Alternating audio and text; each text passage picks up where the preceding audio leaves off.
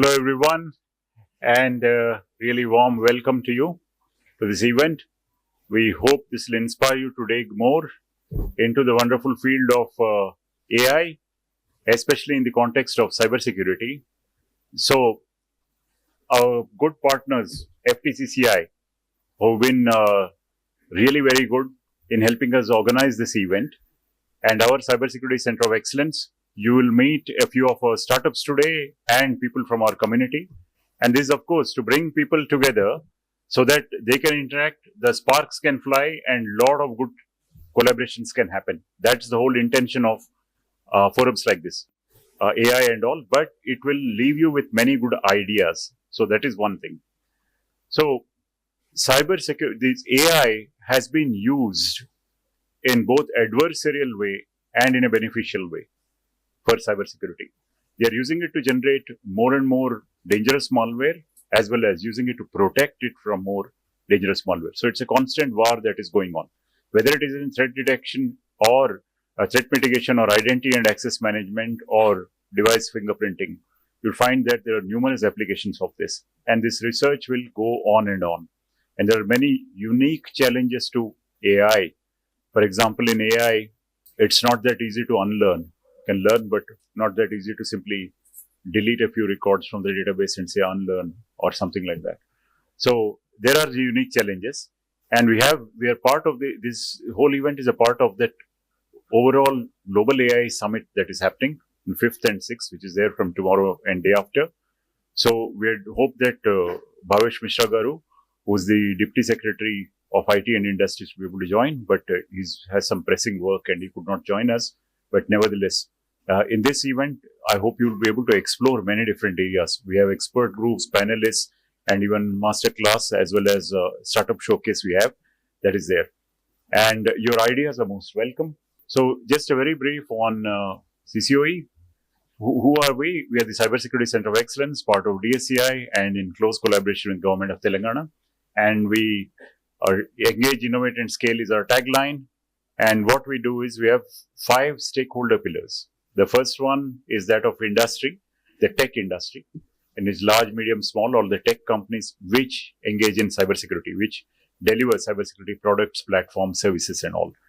And startups especially. So startups, we incubate and we provide them access to market, access to capital, access to mentors, collaborations, and also talent. And this in this day and age of AI data as well. So by talent, we just finished one major, large cybersecurity hackathon, CTF, from which good talent is there. Anyone is interested, they can contact my team members. It's absolutely, the whole thing is free of cost or so, but only thing is we'll pick and give the good talent. So that is there. The second is the government, central government, state government, law enforcement agencies, defense, policy making bodies. We engage with all of these. For example, a couple of months ago, we've trained about 400 police officers in different areas: mobile forensics, image forensics, and volatile memory forensics. And so we are engaged in policy making and all that. Then academia and R&D. With academic and R&D institutes, we do a lot of stuff, including R&D, including hackathons, faculty development, student development, research conferences, okay, and also talent and recruitment for them, because we want to build a good pool of manpower right from the bottom to feed into the bottom of the pipeline. Because what would happen is then we can service not only the needs of our nation, but service the needs of the whole world sitting here. Okay, much like the IT industry is doing, we are part of that. And the other thing is that the demand is growing. Some 137 countries have adopted privacy laws.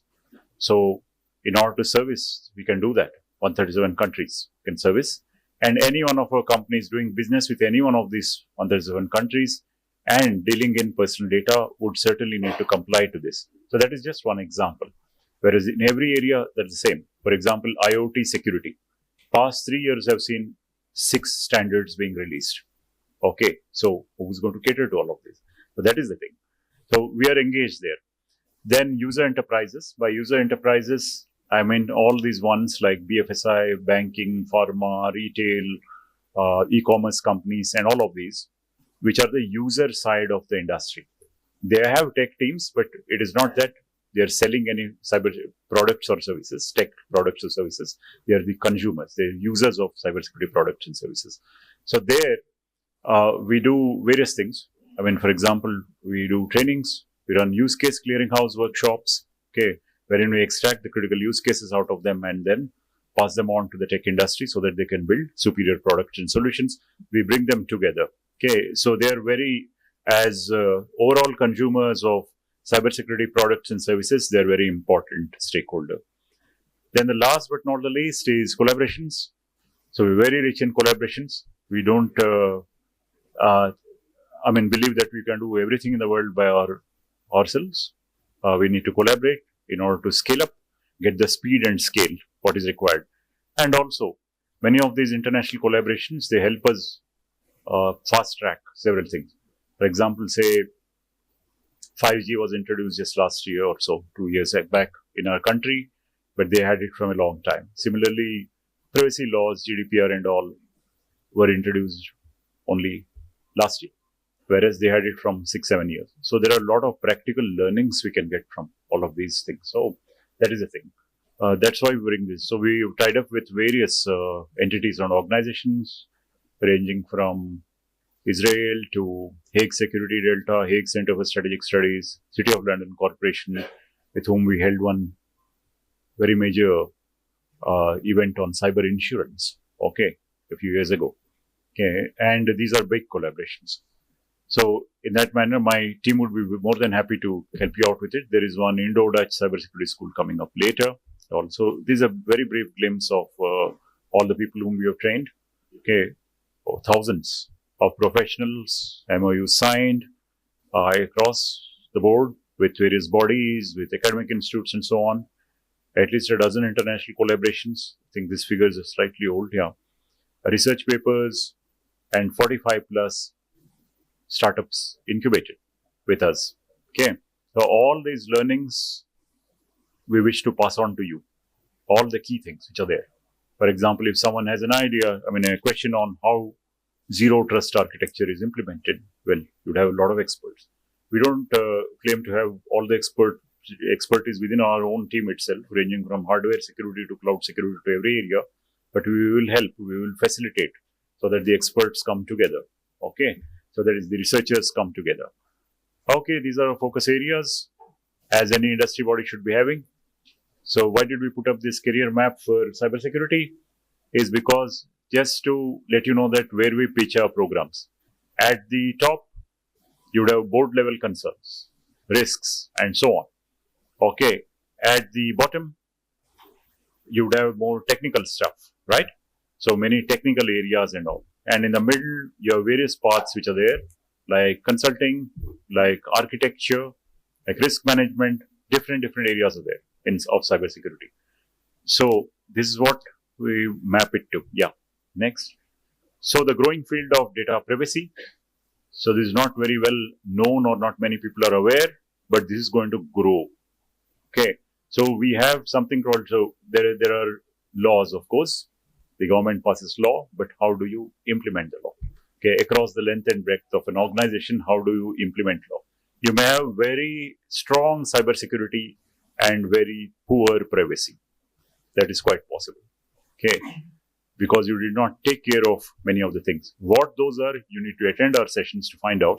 How do we implement it? There is privacy engineering and there is PETs, privacy enhancing technologies, which are there. Okay, and leading up to the role of Chief Privacy Officer, at times one may get confused. What is the CISO role? What is the DPO role or privacy officer? At times they are conflicting. They are not the same, please. Okay, so that is there. All right. Collaborations, brief glimpse of some of our collaborations across the board and across all the 5 pillars that I had mentioned. Incubation of startups. That's one of our crown jewels. So we incubate startups and we do help them access to market, access to capital, as I mentioned. So we are on the verge of closing the rounds of funding for some of our startups. Okay.